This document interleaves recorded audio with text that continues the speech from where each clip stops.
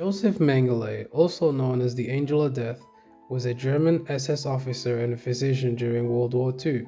He is mainly remembered for his actions at the Auschwitz concentration camp, where he performed deadly experiments on prisoners. He was a member of a team of doctors who selected victims to be killed in the gas chambers. And he was the doctor who administered the gas. Well, he was one of the doctors who administered the gas. Following the Red Army's liberation of Poland, Mengele was transferred 280 kilometers from Auschwitz to the Gross-Rosen concentration camp on the 17th of January 1945, just 10 days before the Soviets liberated Auschwitz. Before the war, Mengele had received a doctorate in anthropology and medicine. That basically shows that he was a highly educated person. He began a career as a researcher, but then he ended up joining the Nazi Party in 1937. Following that, he joined the SS in 1938. I think he joined the Nazi Party because he was an opportunistic person and he wanted to find a way that he could gain a large amount of power in the shortest time possible. So he saw an opening and he took it. He joined the Nazi Party primarily because he wanted to be free to commit crimes, and he knew that he would be protected because of his political affiliations, and he would be able to satisfy his sadistic needs and sadistic ambitions.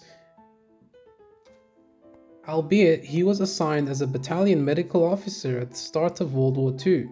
He then transferred to the Nazi concentration camp service in early 1943 and was assigned to Auschwitz.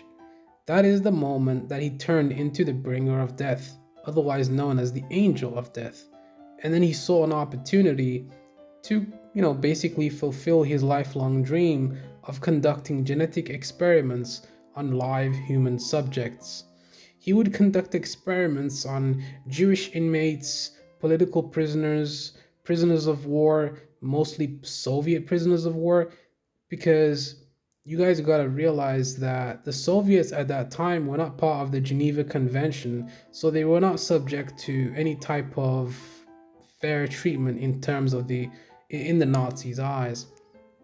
His experiments focused primarily on twins, with no regard for the health and safety of his victims. It is later revealed that those experiments that he conducted yielded no fruit, and they were just experiments to satisfy his own sadistic pleasure. Mengele was first introduced to the SS as a doctor. However, he would go on to earn his place in history as one of the worst sadists during 1943. Heinrich Himmler, the head of the SS, went on to appoint him as the chief doctor of the Auschwitz death camps in Poland. So what did he do with this newfound power that was bestowed upon him? He used his power to satisfy his own twisted fantasies. He would wear distinct white gloves, and he supervised the selection of prisoners by separating the prisoners into two different columns. One column would go right, meaning they would be subjected to torturous labor. The other column, however, wasn't much better. The prisoners that couldn't work would just be immediately executed. Some of you may be wondering, why did he do this? Well, he did it to further his own selfish ambitions, one being to advance his medical career as a doctor, in hopes that his work would be groundbreaking. How did he accomplish this? Well, he would experiment on the live bodies of Jewish prisoners in the guise of medical treatment. What did Josef Mengele do specifically to achieve his twisted, self-serving goals? Well, he would order his subordinates to inject thousands of Jewish inmates with everything from petrol to chloroform so he could study its effects. He committed numerous other atrocities like plucking out the eyes of corpses to study eye pigmentation, as well as conducting gruesome studies on twins. In the first phase of the experiments, he would bring people with inherent anomalies, such as pairs of twins, and subject them to all sorts of horrific medical examinations. They were also photographed, plastic casts were made of their jaws and teeth, he took fingerprints. Once he was done with them, he would discard them like a used tissue. Like you would discard a used tissue, like when you're done with it, you throw it away. Injecting them with lethal injections of phenol to the heart, just so he could bring in the next person. to conduct his twisted experiments on. He also conducted autopsies and analyzed their internal organs. You may be wondering, what happened to him? Why wasn't he brought to justice for these crimes? Well, that brings me to the next part of this video. The Soviets were overrunning Poland in late 1944. Mengele transferred himself to the Gross-Rosen concentration camp in Lower Silesia on the 17th of January 1945. Mengele then fled Gross-Rosen on the 18th of February, just a week before the Soviets liberated it. He then transferred west to Zetek, disguised as a Wehrmacht officer. He was actually captured by the Americans trying to evade the Soviets and evading capture in June 1945. He evaded being identified because of the chaos and disorganization of the Allies. He basically just faded into the background among the masses of the Germans. Of course, he was protected by other Nazis through his political affiliations. However, he wasn't identified as SS because he didn't have the usual SS blood group tattoo, which is tattooed under every SS member's shoulder, under their armpits. He escaped Germany eventually on the 17th of April 1949 because he was convinced that if captured he would be tried and executed.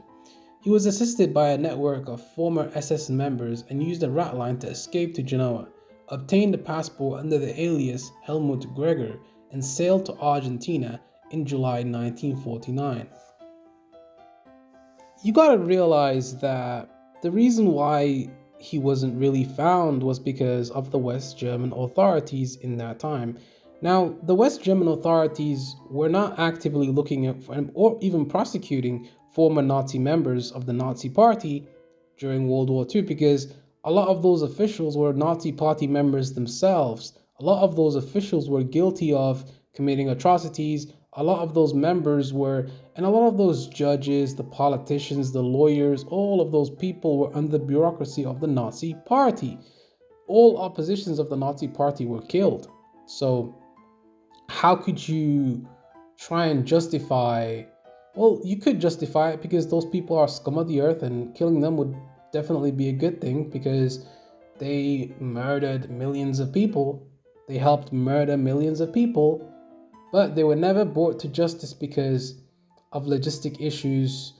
There were just so many other reasons why they were not. Because what would you replace those people with? If you kill all of those people that were affiliated with the Nazis, and those people were the ones killing people, and those people were the ones sentencing people to death, what would you replace those people with? What would you replace those officials with? Because they were the only people left. There was no one else to replace them, so everyone just moved on. Everyone moved on. Nobody cared anymore. The registers that implicated the Nazis in those Nazi member lists were all destroyed. All of the evidence implicating them was destroyed. So how would you they never even wanted to, because after World War II ended, Germany needed to be a buffer between the West and the Soviets. A new war started. It was no longer World War II. The war was ended. The Cold War started. So the Americans and the Allies had a new enemy, the Soviets. That's why the Germans weren't prosecuted. A lot of those Nazis and those scientists like Werner von Braun, he was sent to America to help aid in NASA to bring the Americans to space. Mengele was given protection and he was sent over to Argentina. And then so many other doctors there was a doctor that was an expert in vaccines, and he was guilty of experiments also. But he was sent to America because they needed they needed scientists and doctors that were capable to combat the Soviets in the Cold War. So that's why they didn't go after those war criminals. They didn't go after the Einsatzgruppen either. They didn't go after the Einsatzgruppen either. They didn't go after the Sonderkommandos either. They didn't go after the Nazi war criminals either. They didn't go after the prison guards either. All of those people were let go. They just kept their job and just kept going like nothing happened. That's the nitty-gritty. That's what happened following World War II. It was chaos and disorganization, and most of the people disappeared into the masses.